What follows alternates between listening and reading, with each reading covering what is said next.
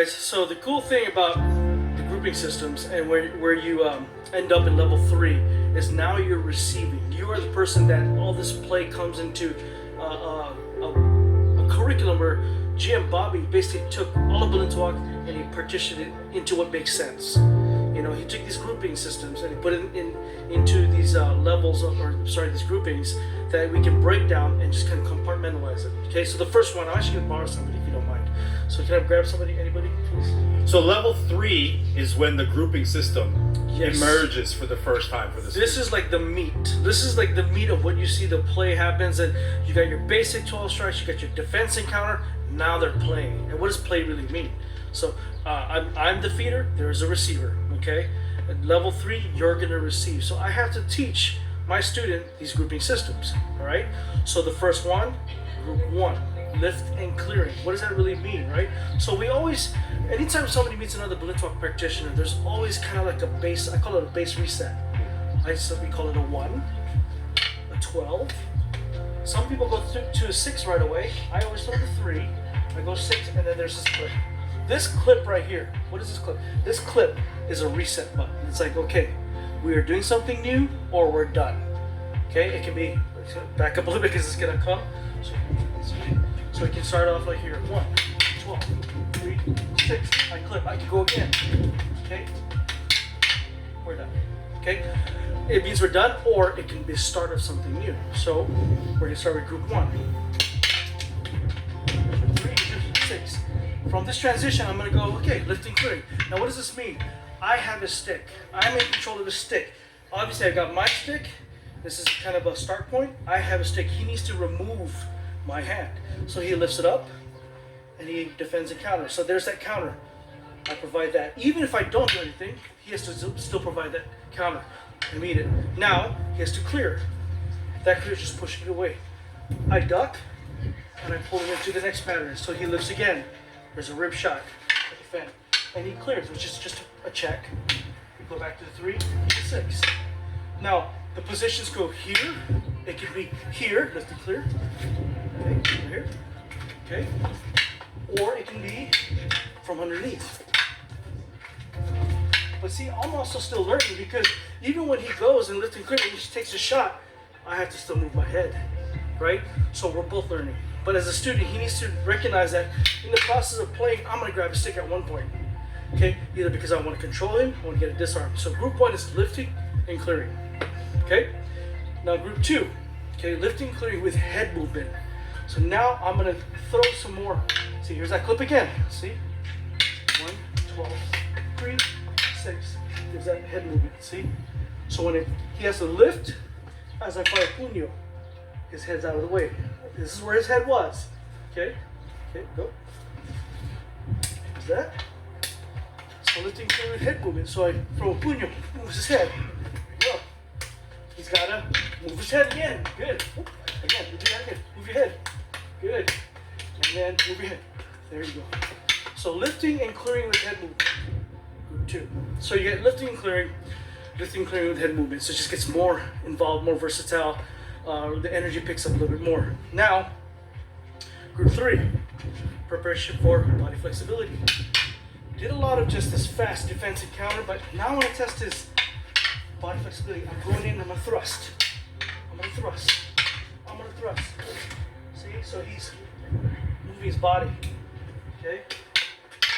I'm gonna do it again. I'm gonna thrust. I'm gonna thrust. I'm gonna pull him forward so he can move and thrust. Yeah. Now I will have a stick. He better move his body. Okay? Move your body. There you go. In the beginning phases, I'm just aiming outside. Later on, I'm going right for that chest. So he really, look at that twist. You know, I mean, it's over exaggeration now, but you see the point. He better make sure he moves. You better make sure he moves. See, so there's a lot of preparation for body flexibility. Group 4. Now we're gonna go into preparation for speed and reflexes. Really gonna test how fast can he defend and counter. So it starts off, and a lot of times these things start off the clip. There's these setups. Like he knows as a receiver, a group 3 person knows if I do something like this, it's probably lift and clear. But for some reason, I do something else. I'm coming around and I'm throwing a fast hit to the head, coming back right to a shot to the head. You notice I'm always safe, I'm always in control. I'm the feeder. I'm a level 4 guy. He's a level 3. He's receiving. Okay, again. Here's the speed and reflex. Again.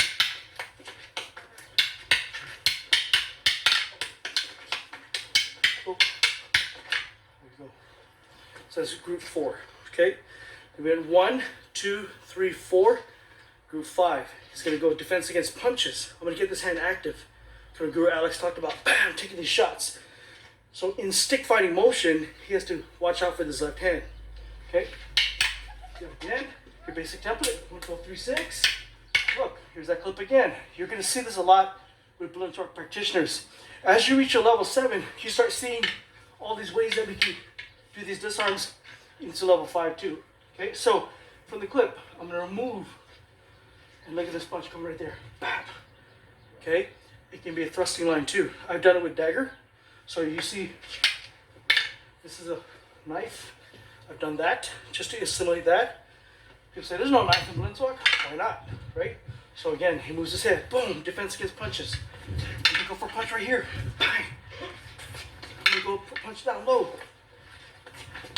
I'm gonna trap this. I'm gonna punch his head here. Go there. Headshot. Head. One shot. Boom. Okay. I'm gonna go for a headshot. I clip him.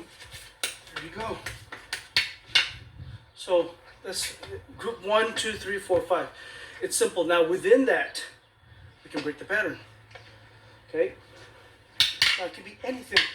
I can mix in group 1, right to group 4, right to group 3, right to 2. Maybe I want to stay in 2. Maybe I want to go right away to 5. Back to 2. Back to 1. And then there's every set. So that's when the play becomes really fun, both for the feeder and the receiver. He's just developing skill sets to make it faster. He's recognizing, gotta move my head, I gotta lift that, I gotta clear it. You know, I might even not give him the lift. Then he does a little bit of, there you go. Did you see that?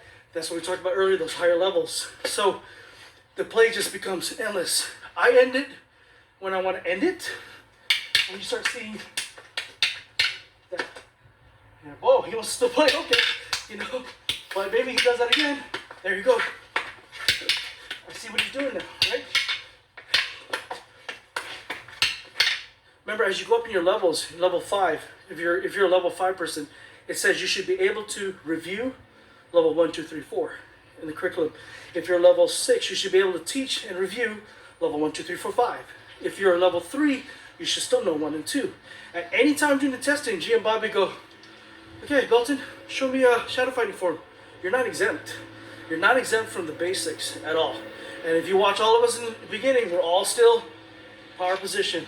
Nobody sits back and goes, that's the level 1 guys, level 2 guys, let's just hang out. No. So a good advice for somebody at level 3 would be to really re-examine the fundamentals of level 1 and 2. Yes. And because you have to be able to diagnose mistakes in others at level 3. Mm-hmm. This is when the grouping system comes in. And look at the titles of the levels. I mean, the grouping system, I should say. If this is defense against punches while stick fighting motion, if he doesn't move his head, then it takes away from the whole point of that. You gotta move your head. You gotta move your head. It's defense. The title itself in the grouping is defense against punches while stick fighting motion. So it's the job. It's my job as a feeder. Move your head. Good. Come back. Roll it over. Yes. Good. Good. See. So then you feel it. Also, his rollovers. They have to be. You don't just roll it over. There's elements and little nuances that we along the way that we have to fix. And either because we've touched hands with gurus, and they were like, that didn't quite feel the same. My guru does it this way. Why does this feel different? Mitt holding, any other form of traditional martial arts you can see from a higher level practitioner, BJJ. Until you roll with a black belt or a higher level belt, you wouldn't know a really good armbar until it's done to you by a high level ranking person, because then you're like, man, that armbar felt so tight. There's something about the way it was pulled off. The timing, the pressure was just all there. So you have to have guys who've been either doing it a very long time and has been under that testing regimen to where we understand how the speed, the timing, the pressure, whatever is that, that makes up that level that we can apply and correct along the way. one of the things that's real common when you transition from level 2 to level 3 is that you start getting fatigued from the stick play, the grouping system, and so what happens is the tip starts to fly all over the place. So one of the tips I always like to give my students is control your tip. So for example, if he goes to strike one and I defend, right, just go ahead and feed grouping. So here, go real slow, right? So right here, I may go like this and bring the tip real close to him because I'm starting to break form, get fatigued. Right here, I go to block his 6, I do it this way on the way through to block, instead of remembering your fundamentals from level 2 and how they now translate. But what happens is the mind starts to get jaded because you're being stimulated in such a way that all of a sudden you went from solo drills primarily, and all you had to worry about was yourself. Now you're having to worry about distance, management of your stick so that you're not accidentally hitting your partner, still maintaining that efficiency of movement. So a lot of level 3 training for grouping comes into the guru teaching the student to maintain control of their stick at all times, especially when they start getting fatigued and that thing just starts whipping around. I don't know, I'm sure you guys have had times where you get cracked in the face and you're like, oh, that sucked. So a lot of times when I'm feeding beginners, my hand is always like this. I'm always keeping my hand because it's just happened too many times. So now, no matter what it is that I'm doing, I'm always keeping this hand floating and guarding. So it's a great way as someone who's teaching level 3 to maintain safety for yourself. So because it's gonna happen, man. People get excited like pow, and you're like, oh.